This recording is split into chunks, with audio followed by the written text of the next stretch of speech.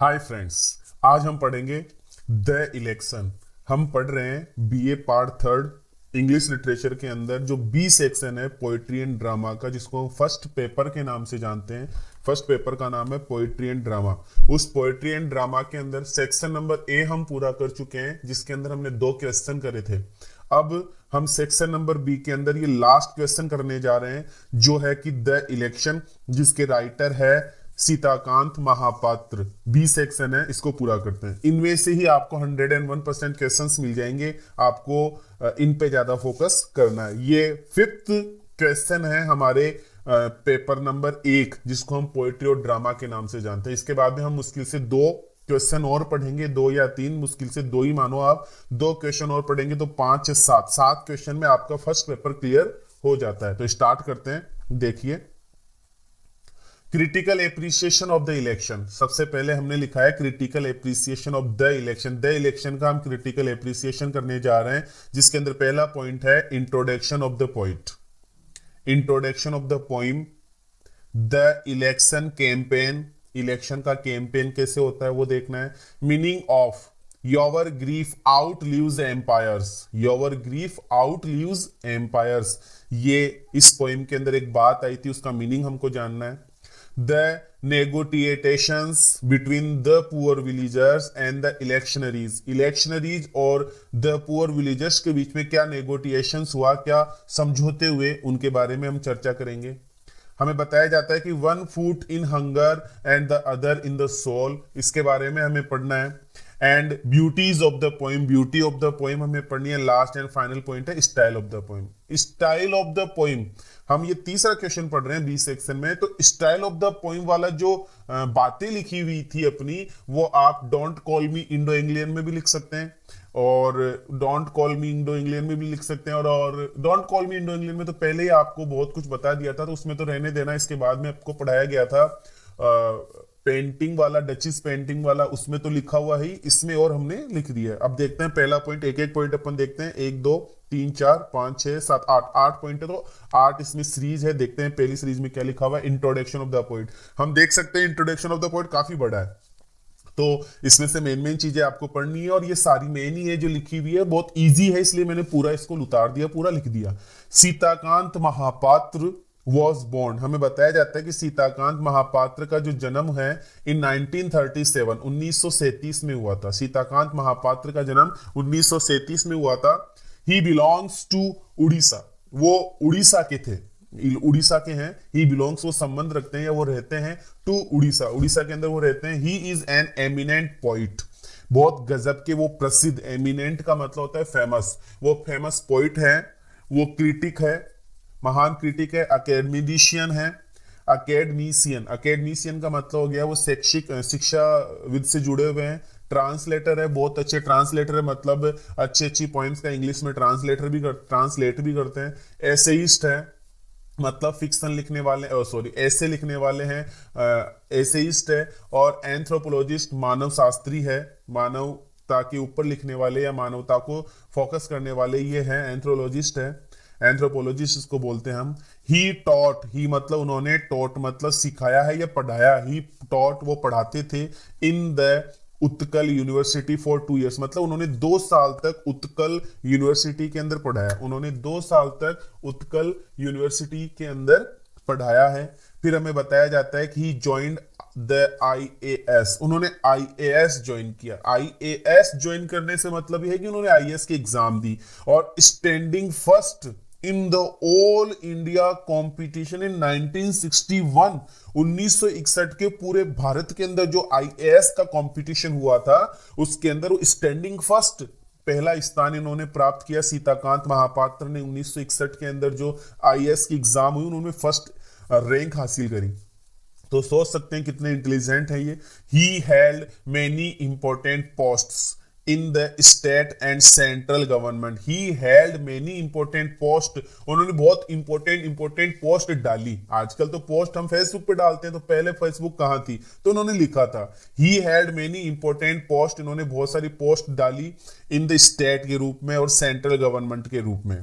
ही government को लिखा, ही undertook research, मतलब इनके अंडरटुक में, इनके दिशा निर्देश में रिसर्च हुआ, इन्होंने रिसर्च हुआ about the tribal communities of Orissa. Orissa की जो ट्रिबल कम्युनिटीज है, ट्रिबल जो जनजातीय विभाग का समुदाय है उड़ीसा का, उसके उनके अंदर रहते हुए उन्होंने रिसर्च किया एंड अंडरटुक ट्रेवल, और उन्होंने यात्राएं भी की खूब, of many courtiers for it. इसके लिए बहुत सारे कोर्टियर्स, बहुत सारी कंट्रीज मान सकते हैं आप यहाँ पर, कोर्टियर्स मतलब जगह जगह की उन्होंने यात्राएं की।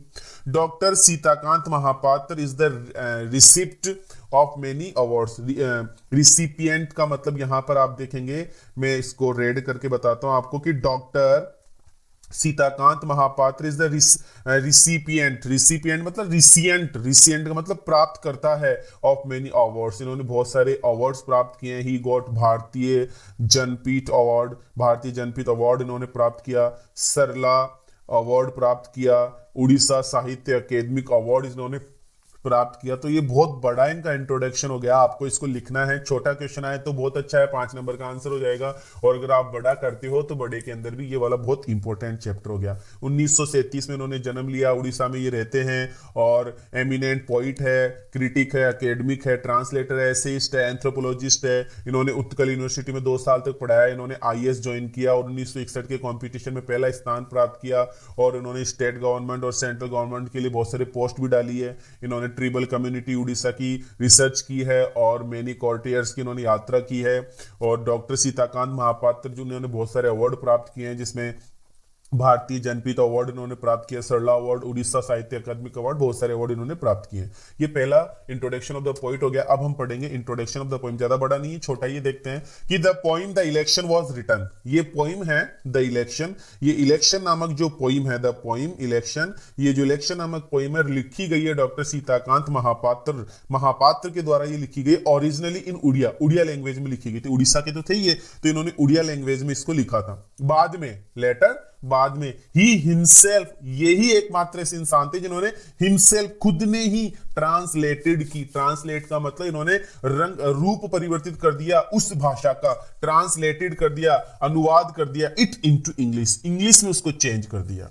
The poet wants to present, हमारे जो पोइट है वो चाहते हैं टू प्रेजेंट, प्रस्तुत करना, ए रियल पिक्चर। इस कविता के अंदर, इस पोइम के अंदर, इन दिस पोइम, इस पोइम के अंदर ही वॉन्ट्स टू प्रेजेंट, वो प्रस्तुत करना चाहते हैं ए रियल पिक्चर, एक वास्तविक तस्वीर इन्होंने प्रस्तुत की है, प्रस्तुत करना चाहते हैं of the poverty stricken people, गरीबी से ग्रसित लोग ऑफ उड़ीसा, उड़ीसा के गरीबी से ग्रसित लोगों की रियल पिक्चर इन्होंने इस कविता के अंदर प्रस्तुत की है। जब हम इस पोइम को पढ़ेंगे तो हमें पता चलेगा कि उड़ीसा के लोग कितने गरीब है, कितनी गरीबी से ग्रसित है। दे सफर, हमारे इस पोइम के अंदर हमें पता चलता है कि दे सफर, वो पीड़ित है, फ्रॉम हंगर, भूख से पीड़ित है, स्टारवेशन, डेथ, पहले तो बात कर ली अपन ने, दे सफर फ्रॉम हंगर, वो भूख से पीड़ित है, वो लोग भूख से पीड़ित है।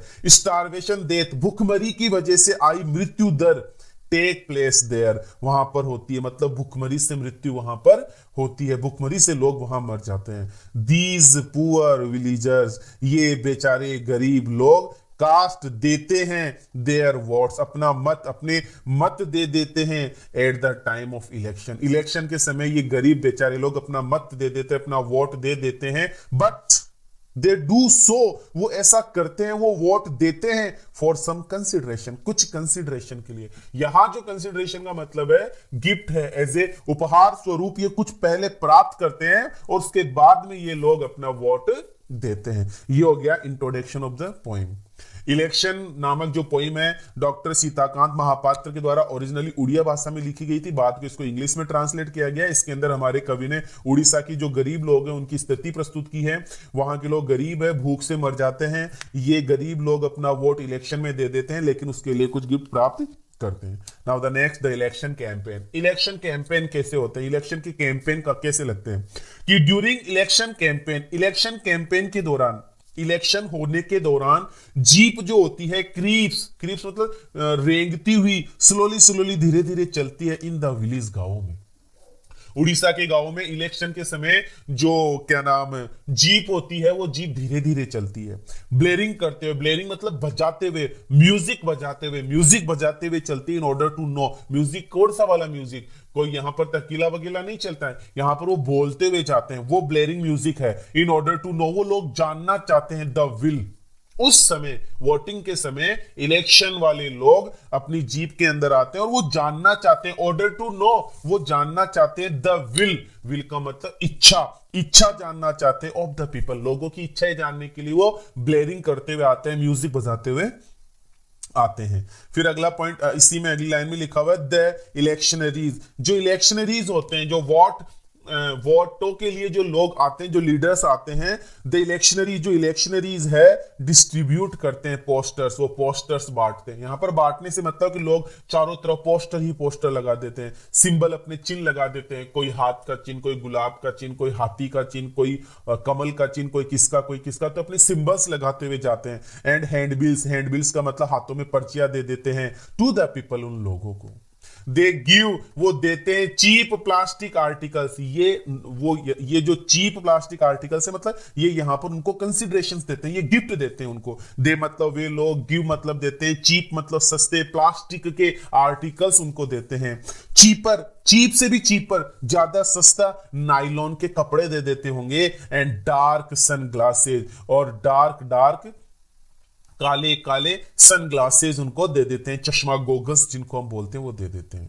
To the cold grandchildren, उन ठंडे ग्रांड चिल्ड्रन को, उन पोते पोतियों को, मतलब छोटे छोटे बच्चे जो नंगे हैं, कोल्ड का मतलब यहां पर है नंगे, जो बिना कपड़ों के ठंडे पोते पोतियां हैं, जो छोटे छोटे बच्चे हैं, उनको ये लोग उपहार स्वरूप ये चीप से चीप नायलॉन के कपड़े, ये चीप से चीप प्लास्टिक के आर्टिकल्स, ये चीप से चीप डार्क सनग्लासेस उनको दे देते हैं। ये होता है इलेक्शन कैंपेन उस दौरान, वोटिंग के दौरान। Now the next, meaning of your gift outlives empire. Meaning का मतलब अर्थ बताओ, योर ग्रीफ, तुम्हारा दुख, आउट लीव जो पार कर जाता है, एम्पायर, इस साम्राज्य को, इस साम्राज्यों के परे ये लोग रहते हैं। उसके बारे में ज्यादा बड़ी लाइन नहीं, 2-3 लाइनें हैं, बहुत छोटा पॉइंट है ये। तो हम देखते हैं, the poet wants to say that, कवि कहना चाहता है कि the grief of the poor, grief of the poor, गरीबों का दुख, एंड हंगर पीपल, एंड को बाद में जोड़ते हुए लिखेंगे, पहले यही देखते हैं कि poet wants to say that, कवि कहना चाहता है कि the grief of the poor, ये जो ग्रीफ ऑफ द पुअर है, ये गरीब लोगों का जो दुख है, एंड हंगर पीपल, और ये जो हंगर पीपल का जो दुख है, ये गरीब बेचारे भूखे लोगों का जो दुख है, ये लिव्स रहता है। The poet wants to say that, कवि कहना चाहता है कि grief of the poor and hunger people, इन भूखे लोगों का, इन गरीब लोगों का जो दुख है वो लिव्स रहता है। लिव्स मतलब रहता है बियॉन्ड एम्पायर्स, एम्पायर्स के भी परे, एम्पायर्स के भी परे का मतलब हो गया कि इस साम्राज्य के भी परे है, ये रहता ही रहता है, कभी खत्म ही नहीं होता है ये दुख, ये इनका जो दुख पीड़ा है ये कभी इनकी खत्म ही नहीं होती है, साम्राज्यों के परे है ये सारा दुख। फिर हमें बताया जा रहा है गवर्नमेंट एंड एम्पायर्स, ये सरकार और ये साम्राज्य में कम आते हैं और गो चले जाते हैं, but their poverty, but their hunger, but their starvation death, लेकिन उनकी गरीबी, उनकी भूखमरी से हुई मृत्यु दर गो ऑन फॉर एवर, हमेशा हमेशा के लिए चलती है। कभी कहना चाहता है कि गरीब लोगों का, इन भूखे लोगों का जो दुख है वो इस साम्राज्यों के परे है। गवर्नमेंट, एम्पायर्स ये आते हैं चले जाते हैं, लेकिन उनकी गरीबी, उनकी भूख से हुई मृत्यु दर कभी खत्म नहीं होती, वो भी चलती रहती है। द नेगोटिएशन, सौदेबाजी between the poor villagers and the electionaries और इन गरीब लोगों के बीच में क्या सौदेबाजी होती है, इसके बारे में हम जानते हैं। इस पोएम के अंदर हमें कवि बताते हैं कि द पोएट सेज दैट, कवि कहता है कि द इलेक्शनरीज, ये जो इलेक्शन वाले लोग हैं, आर नॉट ब्लाइंड, ये ब्लाइंड नहीं है, ये अंधे नहीं है, और केयरलेस भी नहीं है, भाव शून्य भी नहीं है, to the poor condition of the villagers, इन गरीब लोगों की पुअर कंडीशन से, इन उड़ीसा के लोगों की जो दयनीय स्थिति है, इस स्थिति से ये लोग अनजान नहीं है, ये लोग भाव शून्य नहीं है, ये सब लोग सब जानते हैं फिर भी नहीं करते। दे आर अवेयर, ये अवेयर है, ये अवेयर ऑफ है, ये जानकार है, ये जानते हैं the torment of the message, torment मतलब कष्ट और मैसेज मतलब लोग, ये लोगों के कष्टों से भली भूत अवगत है, लोगों के कष्टों को बहुत अच्छी तरीके से जानते हैं। ये torment of the message, torment of the message से अवेयर ऑफ है, अवेयर है, अवेयर जानकार है ये लोग। द विलेजर्स गांव वाले ऑल्सो अंडरस्टैंड, अरे गांव वाले भी समझते हैं द एजेंडा, गांव वाले भी एजेंडा को समझते हैं, उद्देश्य को समझते हैं ऑफ द पॉलिटिशियन। अरे गांव वाले भी अनजान नहीं है, गांव वाले भी उन राजनीतिज्ञों के उद्देश्यों को भली भांति जानते हैं। दे सेल, दे मतलब ये लोग बेचते हैं, देयर वोट्स अपने वोट बेच देते हैं, ओपनली खुले रूप से अपने वोट बेच देते हैं, ये लोग अपने वोट बेच देते हैं ताकि, सो देट मतलब ताकि they may satisfy some of their daily needs. देखो बहुत दुख भरी लाइन है यहां पर, सो देट ताकि, दे मतलब ये लोग में सेटिस्फाई संतुष्ट हो सके, सम कुछ देयर डेली नीड्स जो उनके दैनिक दिनचर्या के अंदर जो आवश्यक भूत चीजें हैं उनको प्राप्त करके ये थोड़ा बहुत अपने आप को सेटिस्फाई कर सके फॉर सम टाइम, कुछ समय के लिए। दे नेगोटिएट, वो सौदेबाजी करते हैं ओपनली विद द इलेक्शनरीज, इलेक्शनरीज से ओपनली सौदेबाजी करते हैं और ओपनली सौदेबाजी करके ये लोग अपना वोट देते हैं।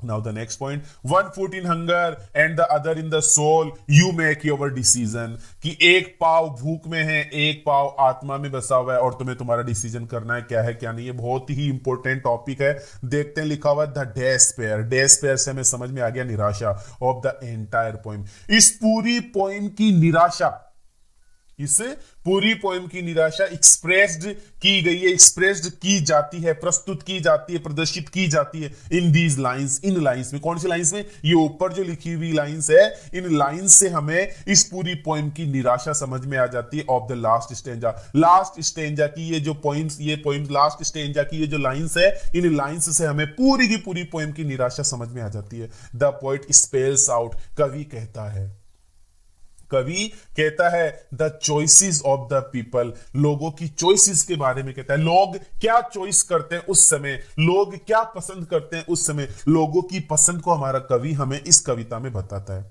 These are not real choices, कहे सही में कहा जाए तो these are not really choice, ये उनकी रियली चॉइसेस नहीं होती है। द विलेजर्स अंडरस्टैंड, विलेजर्स समझते हैं, विलेजर्स समझते हैं, अंडरस्टैंड होते हैं, जानते हैं गांव वाले, एक्सेप्ट करते हैं देयर ओवन रियलिटी, अपनी वास्तविकता को जानते हैं, अपनी वास्तविकता को वो स्वीकार भी करते हैं। फिर हमें बताया जाता है देयर आर स्टारवेशन देयर, वहां पर भूख से मरे पड़े लोग हैं। पीपल सफर, लोग सफर करते हैं, फ्रॉम मतलब से एक्यूट वांट, एक्यूट वांट का मतलब होता है घोर गरीबी, वो घोर गरीबी से वहां पर पीड़ित है लोग। They have already made their choices, they मतलब उन्होंने हैव मतलब चुका है, चुकी है, और ऑलरेडी मतलब पहले ही, मेड मतलब करना, वो पहले ही कर चुके हैं अपनी चॉइस, उनको पता है उनको क्या करना है, वो सब जानते हैं, उनको अपनी चॉइस का पहले से ही पता है। अब है they will sell their votes, और इस प्रकार वो अपने वोट बेच देंगे, बेच देते हैं, इस प्रकार वो अपने वोट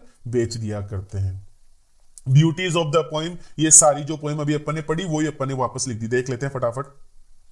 द पोइट प्रेजेंट्स, कविता प्रस्तुत करती है रियलिस्टिक पिक्चर, वास्तविक तस्वीर प्रस्तुत करती है ऑफ पुअर विलेजर्स, गरीब लोगों की वास्तविक स्थिति प्रस्तुत करती है ऑफ उड़ीसा के लोगों की। हु नेगोटिएट, जिन्होंने नेगोटिएट कर लिया है ओपनली, उन्होंने खुले सौदेबाजी कर ली है विद द इलेक्शनरीज से। द पोइट कॉन्ट्रास्ट, कवि कॉन्ट्रास्ट करता है प्राइवेट अग्नीज, प्राइवेट अग्नीज का मतलब व्यक्तिगत पीड़ा ऑफ द पुअर, व्यक्तिगत पीड़ा उन गरीब लोगों की, विद द ट्रैपिंग जिसमें वो फंसते हैं पोस्टर्स के अंदर, सिंबल्स के अंदर और स्पीसीज के अंदर, जो पोस्टर्स वो लगा के जाते हैं, पोस्टर के जाल में, उन सिंबल्स के जाल में, उन भाषाओं के भाषणों के जाल में, हैंडबिल्स के जाल में ऑफ एन इलेक्शन, एक इलेक्शन के समय। द इलेक्शनरीज पीपल, जो इलेक्शनरीज पीपल है वो ट्रेवल करते हैं music blurring jeep, music blurring jeep, music बजाते हुए, ब्लरिंग करते हुए जीप के अंदर वो लोग आते हैं, ट्रेवल करते हैं, फाइंड आउट पता लगाते हैं, the will of the people, उन लोगों की विल, उन लोगों की इच्छाओं का पता लगाते हैं। The poor people vote, poor people vote देते हैं फॉर सम कंसिडरेशन, कुछ गिफ्ट के लिए, एंड दस और इस प्रकार गेट सम मनी, वो अपना कुछ मनी प्राप्त करते हैं। To meet some their daily needs, अपनी डेली नीड्स प्राप्त करने के लिए फॉर सम टाइम, कुछ डेली नीड्स जो उनको खाना पीना भोजन वस्त्र कुछ मिल जाए इनके लिए वो अपना वोट बेच देते हैं। दे सेल देयर वोट्स, अपना वोट बेच देते हैं फॉर करेंसी नोट्स, कुछ पैसों के लिए अपना वोट बेच देते हैं। द पोइट हैज टोल्ड, कवि ने कहा है अस हमें about the corruption practices used in the election. That's a very very important line कि corruption practices used in the election, हमें बताया जाता है कि इलेक्शन के अंदर करप्शन होता है, वहां पर भ्रष्टाचार होता है, particularly in the poor villages of Orissa के गरीब जो गांव है उनमें विशेष रूप से लोग अपना वोट बेचते हैं और वहां पर क्या करते हैं, करप्शन होता है। द पोएम एक्सपोजेस, ये कविता प्रस्तुत करती है माल प्रैक्टिसेस, कुप्रथा प्रस्तुत करती है, कुप्रथा बताती है of the election, election system की कुप्रथा इस कविता में हमें जानने को मिलती है इन आवर कंट्री, हमारे देश में। Poverty is a curse, poverty बहुत ही बुरा क्या है, कर्स है, पॉवर्टी बहुत ही बुरा कर्स है। एंड हेंस अतः वी कुड ब्लेम, हम ब्लेम कर सकते हैं द पुअर पीपल, उन गरीब बेचारे लोगों को फॉर सेलिंग देयर वोट्स, वो अपना वोट बेच देते हैं। That's a very important lines, बहुत ही इंपॉर्टेंट ब्यूटी इस पोइम की हमें बताई गई है। अब लास्ट जो पैराग्राफ है ये आपका पहले से पढ़ा हुआ है, मैं इसको फास्ट ले लेता हूं। The analogy in this poem, इस पोइम की जो एनालॉजी है वो बहुत ही सजेस्टिव है, बहुत ही सुझावपूर्ण है। And innovation of this poem is that, and innovation of this poem, इस पोइम का जो इनोवेशन है वो ये है कि यहां जो यूनिस डिसूजा लिखा हुआ है ना, इस जगह आपको सीताकांत महापात्र लिखना है, ध्यान रखना सीताकांत महापात्र आपको लिखना है। तो मैं वापस से बोल दूं, and innovation of this poem, इस पोइम का जो नवीनीकरण है वो ये है कि सीताकांत महापात्र लिखते हैं इन फ्री वर्स में। अतः there is no rhyme scheme in the poem, इसलिए इस कविता में कोई राइम स्कीम नहीं है। और यहां पर हम लिखेंगे ही हैज यूज्ड,